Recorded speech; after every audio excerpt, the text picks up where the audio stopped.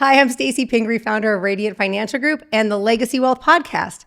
I am so excited for this guest today because she is a powerhouse. Her name is Shelby Arians. She's not only a wealth manager, but she has got a passion for helping kids. She's a foundation leader. She's a hobby stock racer. We're going to really get this thing cooking today, Shelby, welcome. Thank you so much for being here today. Thank you so much for having me. It's awesome. Absolutely. We met, it's funny, we met several years ago through No Women's Group. And it just have kind of stayed in touch, but not very well. Yeah. Like you said, two degrees of separation, maybe. Exactly. Now we've got all kinds of connection points here. But you are, we recently had a baby. Recently just had a baby. Yeah. So much has changed in literally 24 months. I was going to say, this isn't it's like 24 months and it seems like a whirlwind for you. I know. But I'm really excited to have you today. And I know the moment that I met you, I was like, this, I got to have this person. I got to know this person. But you are a wealth manager, a private equity and wealth manager for high net worth professionals and all that, right? Yeah. Tell us a little about you. Oh my gosh. Well, my name is Shelby Arians, and most people know my last name is Arians, but it doesn't define me, right? I always say that. I have been in Arizona for 26 years now. Yeah, 26 years. Wow. And it was funny because I was in school in New Mexico playing soccer for college. All my friends are going to ASU. I decided after soccer season I was going to quit New Mexico State and come to ASU because I came to visit all the time and I loved it. Oh yeah, it's fun. And it's fun obviously I didn't have, residency here. And my dad's like, well, now what? Mm-hmm. So another fun fact is I decided to go to beauty college just for a fallback until I could live here for a year.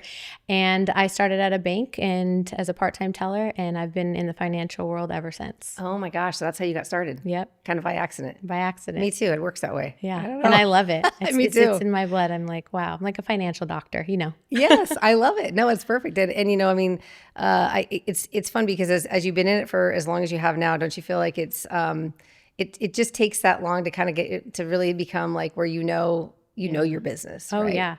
And we still learn something new every day. Oh, yeah. I mean, being a part-time teller back then where the lines were so long, people actually came into a branch, and then I got promoted to the merchant teller.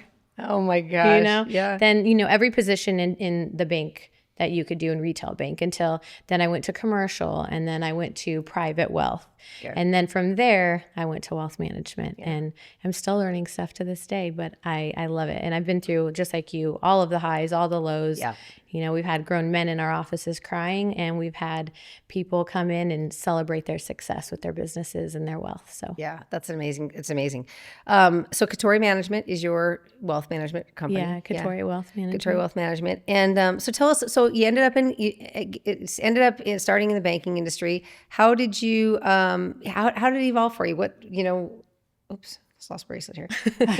How did that evolve for you as far as, getting into having your own company? Because going from a banking corporate employee, because you're a corporate employee at that point, to being an entrepreneur. Yep. How did that transformation happen?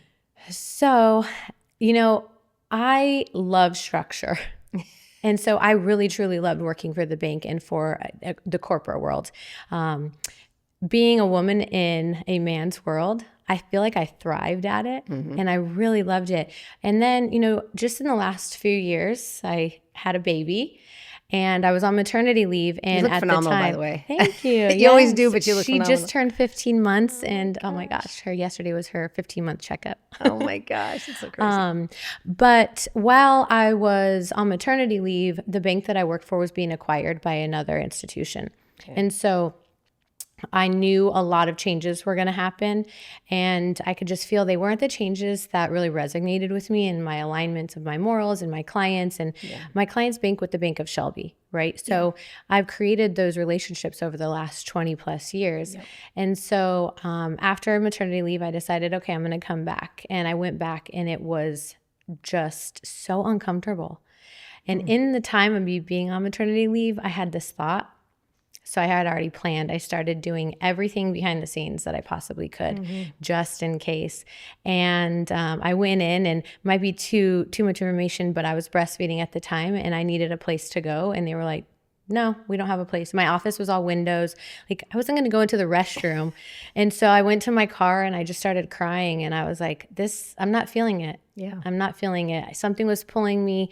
And so I went back to my office and I called the boss. I had never met him. He never reached out to me once as the transition took place. And I said, thank you so much. I wish the best, but I'd like to give you my 2 weeks. And he said, well, can you give me all your client information? Do you think we could sit down and talk so I can know who the clients are? And I said, no, I can't. He said, is there anything that we can do? I'll have a bunch of the guys that are going to take over your book reach out to you. I said, no. And he said, okay. And ultimately he said, fine. We don't need you. Plus, and I said, okay. So it was just a different calling for me. Yeah. And I had everything aligned and planned.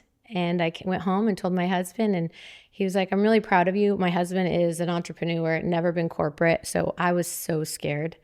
But it has been such a refreshing, amazing experience doing this, and how it came up with Katori, how, I custody with Fidelity.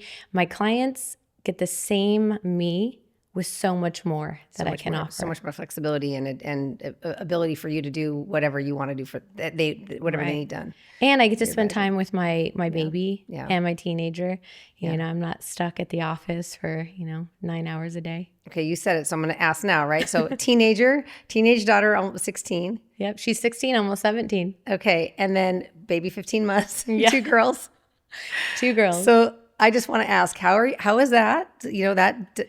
The dynamic is there. You couldn't even believe how amazing it is. So when I was first pregnant and my teenager really wasn't sure, didn't really want much to do with it, was kind of embarrassed, varsity cheerleader. How did this happen to my mother? Yes. I'm at all the games. I was Booster Club president. Oh my gosh. So here I am everywhere, What does huge she play? and pregnant. She's a cheerleader. Oh, awesome. Okay. And runs track. But for cheer, so I've been around, 4 years. Everyone knows what's going on. And now I'm big and pregnant. But the moment I had Palmer, there's no bond like them.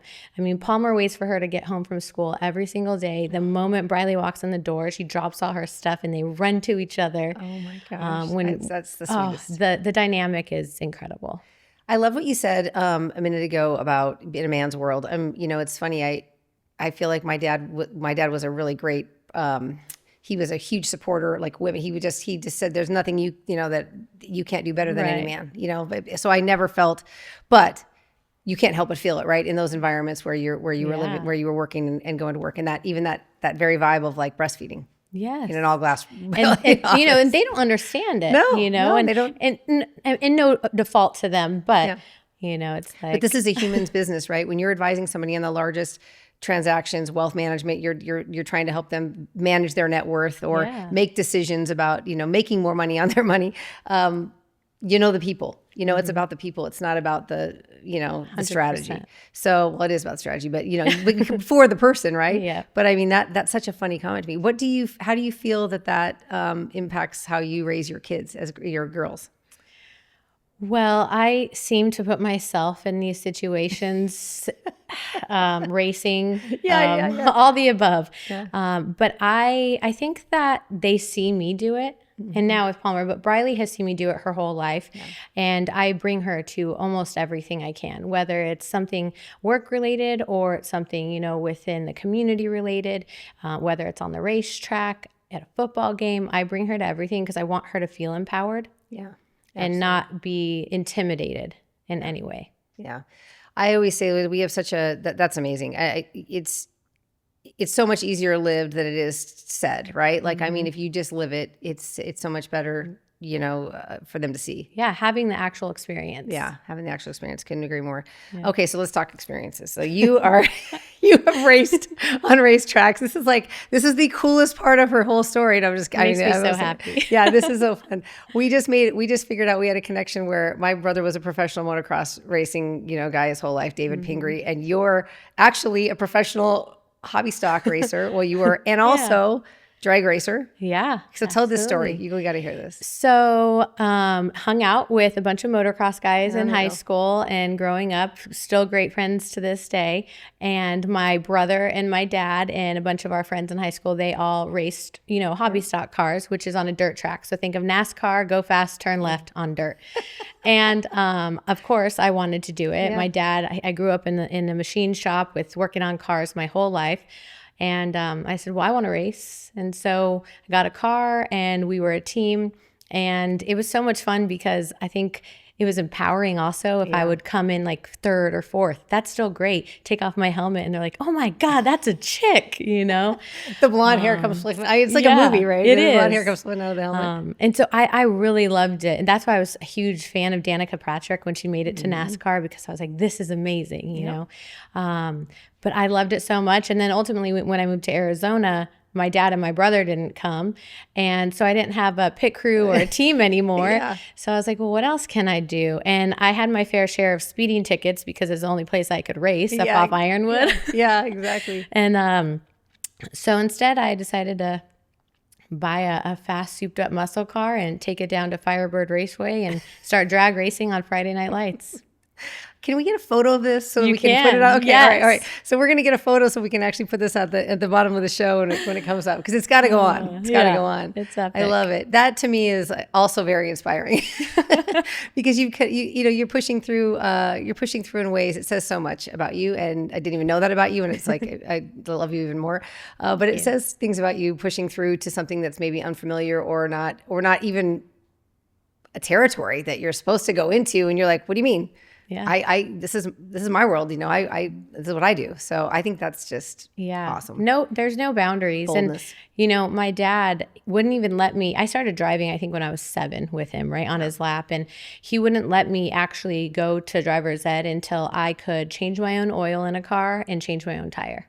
I love it. And so that's what we did. We practiced, and I can still do that to this day. I sometimes laugh at my guy friends when it comes to windshield wipers. In Arizona, you don't need them, but when you need them, they're usually rotted out, right? Yeah. And fun quick story is, windshield wipers really don't come in a 2-pack. And a lot of people don't realize that. You have to buy one and the other because sometimes they're different lengths. And my friend went to go buy windshield wipers, got one. Not even the right size for the vehicle. Didn't know how to change it. I'm just laughing. I'm thinking, oh my gosh. We're all different. Yeah. What? So it's fun. I always teach my guy friends stuff about cars. We need to have you come and do a whole, class for all the kids on how to change tires and do the things. You'll be the one teaching it. So I love it. So you've been a leader. You've been a leader in a lot of different organizations. I know are you still connected with No? I am. Okay, it's a fabulous women, publishing. It's a publishing company but they do great events and obviously prop up women in the community that to be seen, which I think is amazing. Yeah. Really big supporter of that. You've been in Chandler for a long time. Yeah. How do you love this community? I love this community. When I first moved to Arizona, I lived in Chandler, and I haven't lived anywhere else in the valley. Yeah. And Chandler is where my heart is. Anything community driven is, I focus on Chandler, but we do a lot for all of Maricopa County, but because Chandler is where I live, I try to give back a lot to Chandler. They've been good to me, and I think we've been good to them. So you met Jake. When did you meet Jake? I met Jake in 2017. Okay. Yes, at a golf course in Chandler. Chandler's been good to you. Yeah. So how has it been being part of that family? Amazing. So fun, quick story is we met at the golf course. Mm-hmm. I am diehard Raiders fan, diehard. Born in LA, grew up in LA. They were the Oakland, went back to the LA Raiders, back to Oakland, moved to Albuquerque, New Mexico when my dad got transferred. They don't have a professional team. Yeah. I stayed Raiders. Yeah. And so I've always been Raiders. Well, I was at the grand opening of the Ocotillo golf course because I lived on the golf course at the time. And they were giving Bruce Arians an honorary membership. And he walks in and every guest was going crazy, Coach, BA. And I'm like, no. And so I said, this is my time to go to the bar. No one's there. So I was going to go get a glass of wine, and I'm going the back way, and walking past me is this guy in like a purple pullover and golf shorts with another guy. And I swear time slowed down but I was not interested. It was like, nope. And it was just, we looked at each other and time slowed down, and that was that. Yeah. No clue who he was, didn't care. Yeah. But I was like, no, this isn't happening. Yeah. So later on that night, he always says I left, like Cinderella left the glass slipper. Because he was asking about me, but didn't come up and talk to me. And then a month later to the day, I was at dinner with some friends in Chandler at CHOP, and I walk in, and he's sitting there at the bar with some coaches from the Cardinals, and I still didn't know who he was at this time. And you're not a fan anyway. No, I'm a Raiders fan, And so I see him, and he sees me, and time slows down again. And I'm like, oh my gosh. So we're getting ready to go set. So I walked up to him and I was like, hi, I don't know if you remember me, but I'm Shelby. And he goes, oh, I remember. And he said, but this time I'm not going to let you leave. Why don't you let me take you out on a date? And I was like, well, we could do happy hour in case it's not happy. Yeah. And we've been together ever since. Oh my gosh, that was it. Yeah. Oh and my it gosh. wasn't, it was like maybe a month and a half later when I finally put the connection together. And I had no idea. So I fell in love with Jake for Jake. Yeah. No, I love it. That's it. Well, and if time was slowing down there was a draw. There was something going on there. Definitely. Yeah. Yeah. That's a really beautiful, awesome story. And so the Arians they had already had their foundation established and set up because they're very big givers, right? I mean, doing that. And then, but you're involved really heavily in CASA. Yes. So my mother-in-law was known as a broken family attorney. So she had to take the bar at every state that my father-in-law got fired in, had to move. And so she took the bar again. And so when he got the head coaching job here for the Arizona Cardinals, she's like, this is our platform. I can help multiple kids instead of just one at a time. So that's when she created the foundation and giving back to CASA, court-appointed special advocates, and being a voice for a child in the foster care system. And it's just flourished and grown from there. So we support all of the CASAs and guardian ad litems that Bruce has coached in. Wow, it's incredible. So all of those states. And during COVID, there's red tape no matter what with foster care. But during COVID, it got really, really strict. And so I thought we need to do something before it gets to that red tape. So I created Speak, which is serving with purpose to empower and advocate for kids. And I wanted it to be more about teen and peer empowerment, because us as adults can go talk to kids and families, but they kind of don't resonate with us as they would with maybe a peer. And so we started that in 2020, which is part of the Arians Family Foundation, just a chapter. And we have really, really made some great moves and some relationships, and changing lives of not only the families before foster care steps in, but also with the kids knowing there's more to life than what they're currently living. Yeah. That's not defining them, and they've got other opportunities, and just giving them hope. I mean, hope is such an important thing, especially hope and being their voice and helping them find their own voice. You know? That's incredible. This is one of the things I was really, people ask me all the time about, like, I think people want to give a lot of time, and they don't know exactly how or who to trust almost in the giving, or like they trust themselves and just give blindly. And, I always say, just give, give of yourself, give money, give whatever you have to offer. But, it's try not to worry about judging it. But I do think that it's valid. It's a valid fear to have this like kind of judgment about where the funds are getting used and what the mission is behind it. So what's been your experience in that? Like, how do you help people make those decisions to like jump in and participate or give or? Yeah, that's a great question. And being in the line of work we are, when we have that philanthropic, client that wants to leave a legacy, it's identifying what means something to you. What do you want, right? And with the Arians Family Foundation, we are a pass-through foundation, so it is completely open. If they want to see where all of the money went, they can. We don't hide anything. Everything that we take, that we get in, we give out. So if we only make 100,000 and there's 5, CASAs, they each get 25. That's it. If we make $1 million, they get all of that. It's split up evenly. And usually they get to see things. So next Saturday morning, Voices for CASA Children are doing a little gala at the EVIT in the East Valley in Mesa. Yeah. And so we get to invite people and a lot of donors or people who want to learn about it and understand what their money is going towards. That's awesome. And so they get to see everything that the CASAs do, on behalf of those kids. Yeah, that's incredible. That's the impact, And we did backpack giveaways with the Cardinals. That was really impactful because a lot of these kids, they don't have anything. When you're taken into foster care, you have 5 minutes. Here's a trash bag, fill what you have. Yeah. And so they might not have shoes. They might not have a backpack. They usually, if it's winter, they don't have a jacket. If it's summer, they don't have, they don't have anything. Yeah. And so we did backpack giveaways multiple years. We do it with Tampa. We do it with the Arizona Cardinals. And all of the kids, they get to come down, meet the players. We have a lot of our people who want to donate or learn more about it, come down and they see what their money goes towards. Yeah. So when they donate, we get to get backpacks, school supplies, clothes, things of those nature. When you can show people exactly where it's going and they can see the faces and meet the people and, Yep. Yeah, especially when it's kids, especially. Yeah. When it comes to, one of the big things, obviously as a lender, being in the private and mortgage lending business, I partner with a lot of wealth managers because real estate's a large part of a portfolio, but one of the big questions too, and I know I wanted to hear from you and learn from you on this is, how do you work in the foundation, like the giving or foundational aspect for those with high net worth do you suggest creating a foundation? I mean, it's a lot of work. It's work to have a foundation. It is.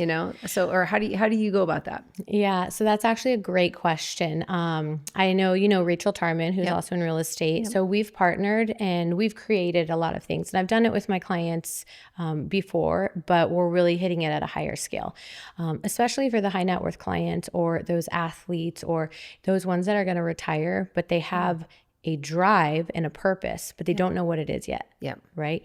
And then I'll give you an example. When you're an athlete and now your career is over because you've retired or you've had a career ending injury, that's your identity. Yep. So what happens is you're lost. And a lot of times they go into a depression. They don't know what to do. And so I talk to clients, whether they're an athlete, whether they're just an individual, when they're going to retire, to have a plan. Yeah. So what are you passionate about? If you have this to live on and this to leave on, what would you want your legacy to be? Yeah, that's and great. So, and I also like to get their families involved too, because when they're involved, it stays, longer, it's longevity. Yeah. And so I let them think it through, have an idea of what they want to give. And then we decide what we're going to do, whether it's going to be a DAFT or if they're going to create a family foundation to what they're passionate about. I help them. Yeah. I mean, it can become a new position for them. It can become a new position in life, right? It sounds, but you're talking about sports and positions, athletes. It's like it can be like you're now the quarterback of this foundation, Hands or down. whatever. Absolutely. Yeah, I mean, I think that's like such a magical thing to be able to give somebody a purpose again, and especially if it's something that they can be inspired by. Mm-hmm. Yeah, that's really cool. Very cool. So I had another. You had something on your site. This is another thing. There was on your I go do a little stalking, but on Katori's site, it said, it was a post and it said, and I loved this: making money is action, keeping money is behavior, and growing money is knowledge. That's right. I'm using it. So I hope you don't mind. No, absolutely. Something you guys had on your posted, but I thought that is such a great statement. What does that mean to you? Because I mean, it's obviously, I believe it. So what does it mean? Wealth management and having money is a misconception of just investing. Yeah. Right. And if you're not educated in that department, where a lot of people aren't, that's why you hire someone to take care of that for you. It's not just about the market and investing.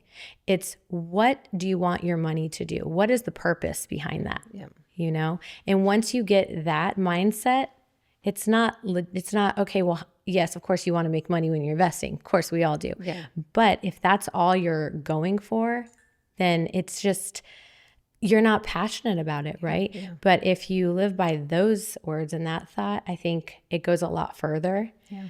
And, I have this whole, I totally and completely believe, scarcity versus, the abundance versus scarcity, but how scarcity can that thinking can erode your bank account. It can erode your happiness. Yeah. It can erode your health. Yeah. I think scarcity mindset is such I'm so abundance mindset that I'm like, if there's an opportunity to give, I'm giving, because I know without a doubt, it's coming back to me threefold. I don't want it. I don't even, sometimes I'm like, I don't need it to, but it is, because it just works that way. It's worked that way in my life. It's worked that way when we're giving of ourselves, or when whether it's writing a check for something or helping the kids or whatever, but, I want people to feel that, because it's like, there's an idea of like, well, people make excuses. That scarcity sneaks up in so many ways. Like, well, I don't know where the money's going. And I'm like, that's what I was saying, asking you earlier, is like, you do get a mentality sometimes with people. They're like, their own fear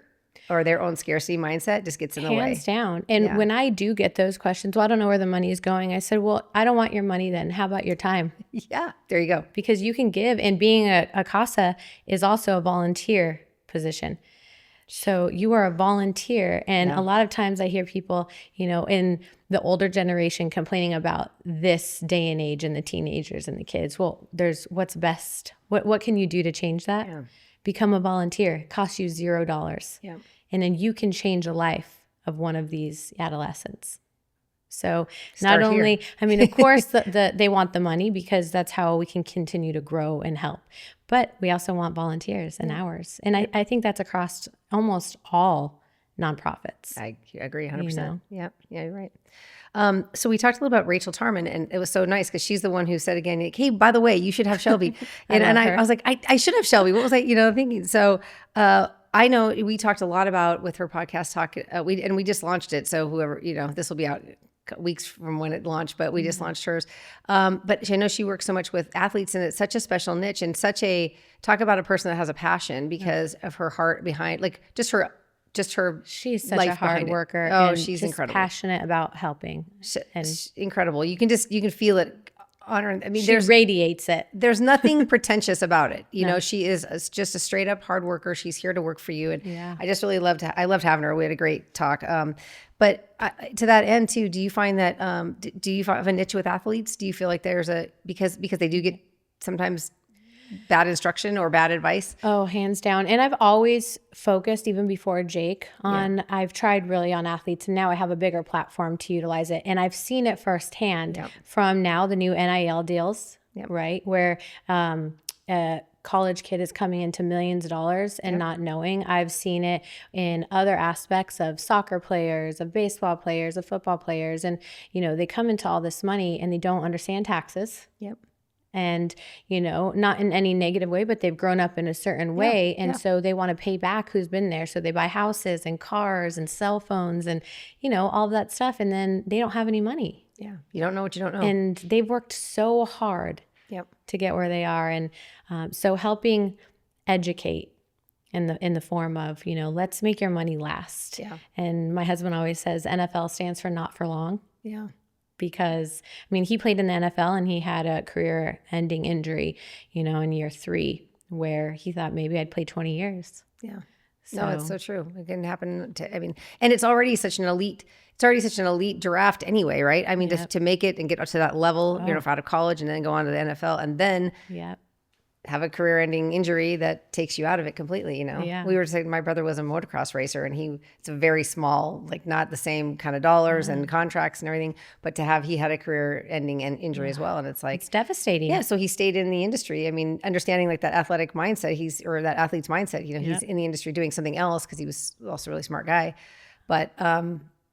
It can be devastating, can end it. So Rachel has a great plan, and we work really close together on a lot of different athletes and, creating an off the field standard. Yeah. So they put in every single day, all this hard work on the field. So let's give them something to do off the field that keeps them not in a depression, helps maintain their longevity of their wealth. Yep.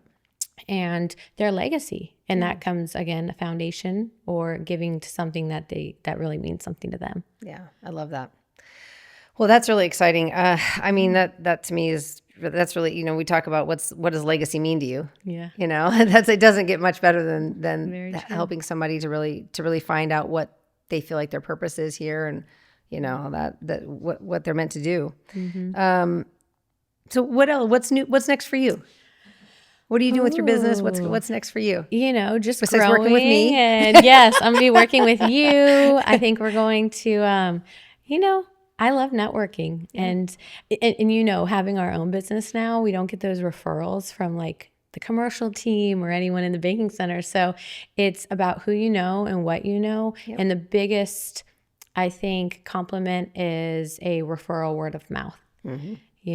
Somebody that you've done good by and they trust you. Yep. And that's how you build your business. That's how you're building it now. Yeah. 100%. So is that working well for you guys right now, obviously? Yeah. It really is. And I want to be able to give the full attention to my clients. So I don't want 1,000 clients. Yep. Like 100's great. 10 great ones, know, that type of mindset, because they become my family. Yeah. No, it's extension, and they have families. Oh, yes. And so that's what I find. It's as I've grown in this industry myself, and grown up in it as well, like all the people that were young that had kids when I had little kids, and now those kids are buying houses, and now those, it's like we're wealth advising, from that perspective, all the time, because you're growing up with generational legacy. Yep. I always tell them, get the kids involved now. They don't need to know everything, but to have a little snippet to know. So, because, sometimes the wealth ends after generation 2, generation 3. Yeah. So second one kills it usually. Exactly. Or the third maybe. Yeah. So if they can keep it in the family and have longevity of generational wealth, it'll just keep going, because each generation is educating each kid. Yeah, absolutely. Well, I would love, do you ever do educational, do you actually do educational work yet? I don't. Ooh. Well, not in the wealth space. I mean, I don't think anyone's actually asked me. I've, within our groups, and when I was at the bank, I did a lot within my peers, but I really don't. So we'll be, so up and coming, we'll be putting together some kind of I love it. Yeah, I really believe so wholeheartedly, like that's, just a holistic approach, right? Just like you're talking about with somebody's life. I mean, we're a whole person. We can't segment our goals. Okay, well, I have health goals, and I'm not going to talk about my money goals with my health goals, because those are just, no, I'm a one whole person. So, correct. Being healthy habits about my health help my money habits. If absolutely. Without my or my morning routine, can't do my day well, which is how I make my money, but this is my health routine. So like, I jokingly say like we're a whole person. So I think I feel like with wealth, it's like we're a whole person too. Right. Mm-hmm. So, really being able to talk to people about like, hey, you have money here. It's smart to keep it there, but you have a tax problem if you start to pull it. So then we want to talk tax strategy. And I think, but having a professional with us, and the CPA, the wealth advisor, the real estate, and you're speaking my language. Yeah, I know. My juices are flowing. So we'll have a lot more to come from this. Yeah, for sure. I just am so happy that you were here, because my goal was to just get you here and get people to know you. I mean, I think that thank you. I'm a big quality over quantity person myself, and I think the intentions behind what you are doing and what you're working on right now are just really awesome. Thank you. You and Rachel, I'm excited to see what you guys do, because I think there's a really great opportunity there to have a niche that is really needed. And women. I think it should be women, because you hear so much. We feel with our whole being. Yes. Yeah. And so I think you can relate to these. Like, I think that there's such a relation to like, in particular in this thing with athletes, I think there's something there to being, just caring. Caring, absolutely. And their families. A lot of the times, their families are second thought. Their wives, their kids, their moms, where we see them. Yeah. We see them. And so when you're being, sent to a new team, if you're a free agent now, you signed with a new team, you don't know that city, you don't have anyone. So you should be able to say, you know what, Rachel, you know what, Shelby, I'm moving to Vegas to be with the Raiders right now. I don't know anybody. Where's a great place for my kids to go to school? Yeah. Do you recommend this? Where do you go for yoga? Those types of things. Yeah. So we really are putting together that type of atmosphere and agenda for those types of people, whatever sport it is, wherever you're relocating. If you need that, it's also not just about the athlete, it's their families. Yeah, I love that. Is it called something? Is this launched yet? I kind of said it a little bit earlier. But yeah, I think we're going with off the field. Off the field standard. Okay, Yeah. off the field. Oh, so that's what it's called. Yeah, I think I love that. Okay, so it's really happening. Yeah. Okay, I'm supporting So you guys. Anything I stay can. tuned for that. We will Rachel's stay going to tuned for kill that. me. No, that's good. Tell her she's got to hurry up. By the time this airs, it's going to be out there. That's right. No, I love it. I love it so much. I'm so glad you were here today. Thank you for having me. This is so much fun. Yes, it is so much fun. And little known fact about your hobby stock racing. So that's amazing. And so now we can share that with the world as well. Yes. It's getting me a niche. I sold my Mustang because I traded from a Camaro to a Mustang, but I had the baby. And so she can't like crisscross applesauce with a big car seat in the back of a race car. So every month I get this like little itch, and I'll tell Jake, oh, I just saw a car. He's like, no. Yeah. Not happening. He's like, no. I'm like, oh man. Soon enough. He says no, but he doesn't really mean no. Yeah, He's never told me no, but I'm like, okay, let's think it through. You're right. Yeah, Not yet.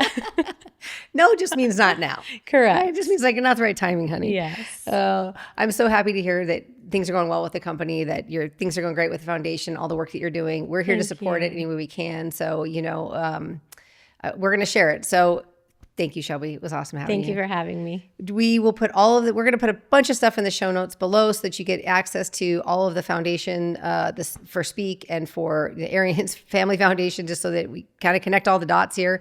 And we won't broadcast that other thing that's not supposed to be out yet. I'll tell Rachel about that later. Anyway, but thank you so much for being here. Thank you.